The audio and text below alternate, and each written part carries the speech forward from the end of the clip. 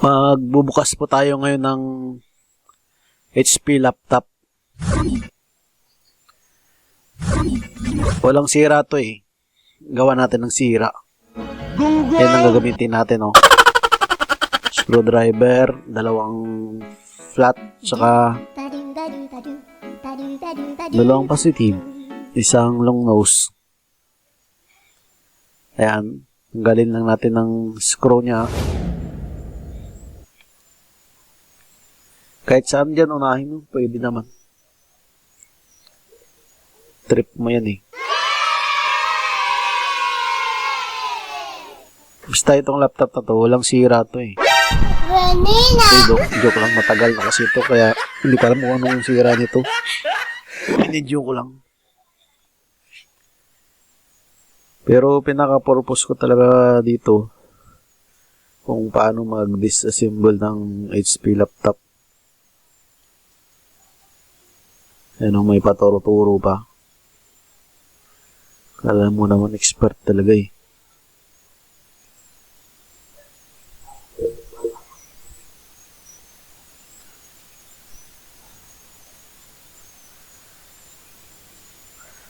Ayan. Tandaan lang. Gut-tugot ng konti. Battery po pala yung tinanggal ko muna.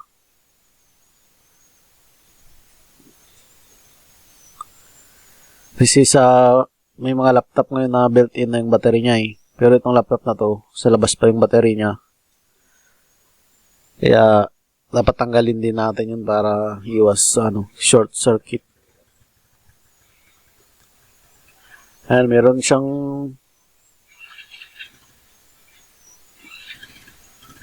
maliit pa na screw doon sa pinagtanggalan ng battery.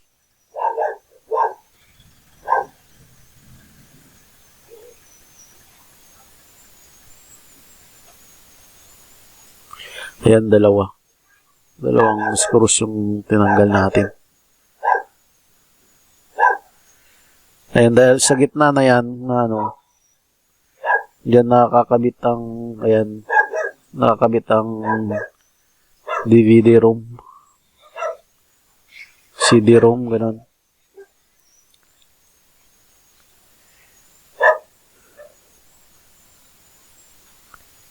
Ayan, nagamitan lang natin ng plastic card.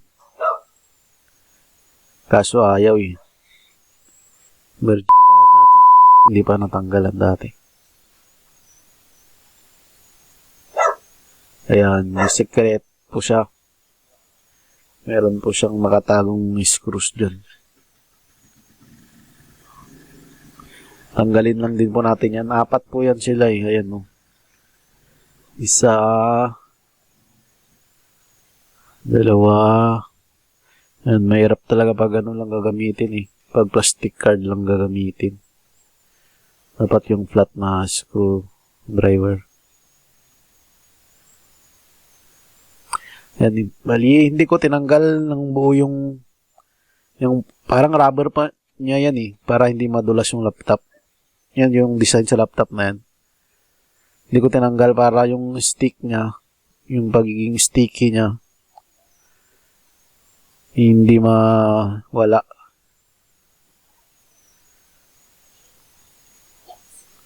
Para pagkabalik, medyo, may kapit pa rin siya.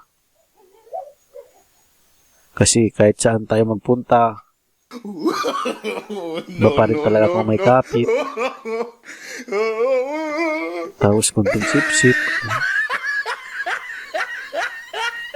Pero siyempre, hindi natin gawain yun.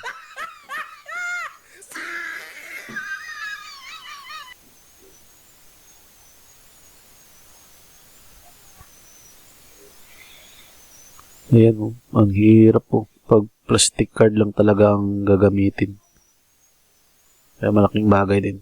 Kaya kung ako sa inyo guys, mag-invest din po kayo dyan sa mga tools talaga. Kasi darating yung araw, kailanganin nyo din talaga yan.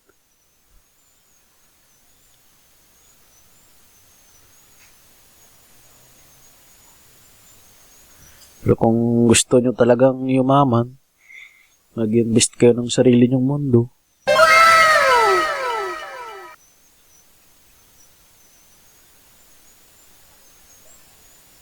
Yung sa iba, barangay lang yung sako, sityo lang, bayan, sa'yo buong mundo. Ibang planeta ka lang.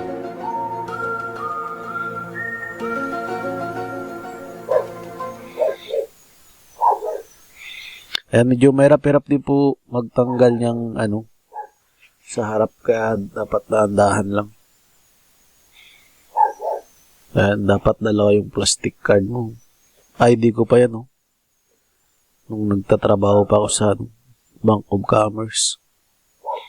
Mali pa yung spelling ng Ansyong. Asyong Aksaya dapat yan Akin ang lupang ito. Hindi! Kay Asyong! Pero maganda rin yung experience ko dun sa Bank of Commerce. Kasi ibang branch ng Metro Manila na puntahan ko. Nakabot din akong Laguna, Pampanga, Bulacan. Nagre-repair kami ng computer nila, printer. Lalo yung mga Olivetti printer, yung pang passbook. Yung magandang printer din yun. Mahirap ayusin.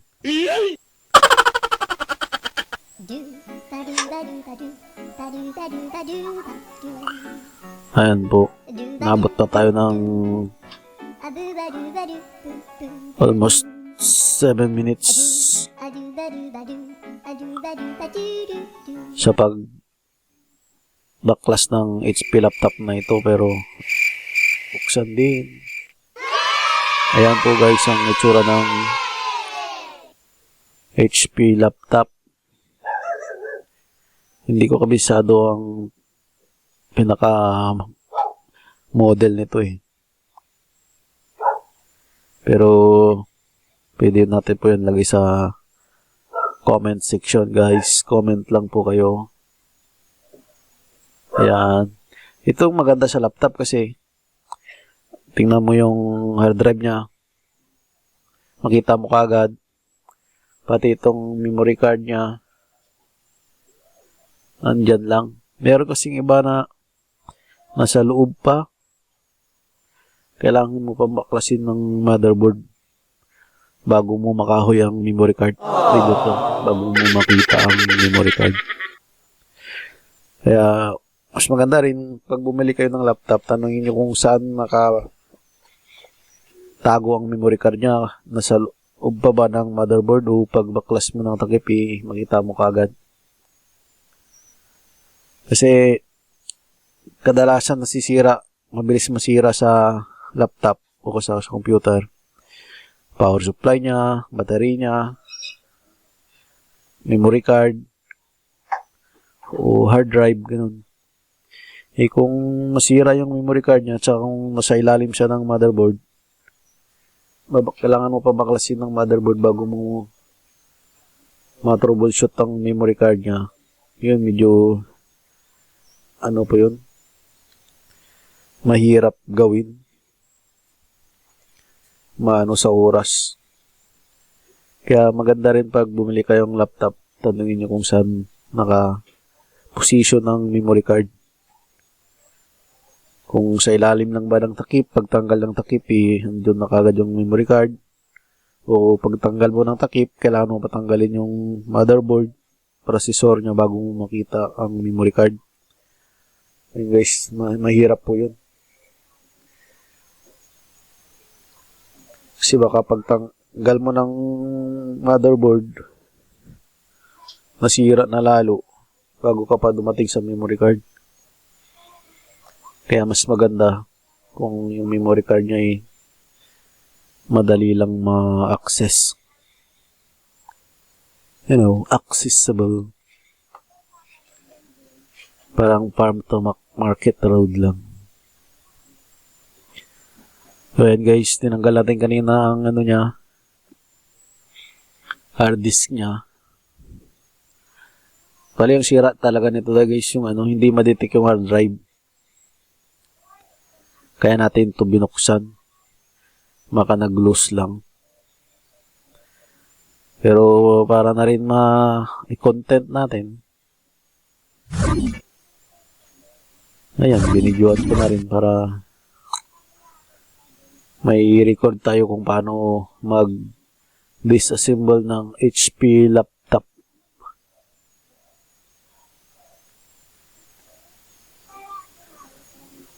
So, ayan po guys, binalik natin muna yung screw ng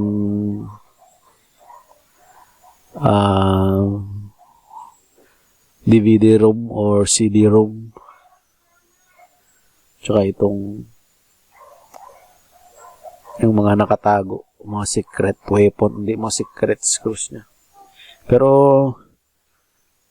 kung may sira talaga to guys, mas maganda kung hindi mo muna ikabit itong mga screws niya.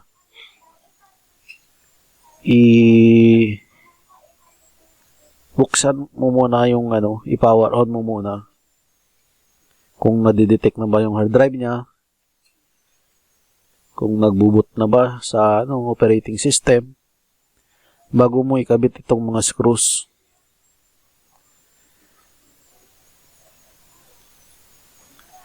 Kaya ito, sa ginawa ko, sigurado na kasi akong gagana na ito eh. Kaya binalik ko na lahat.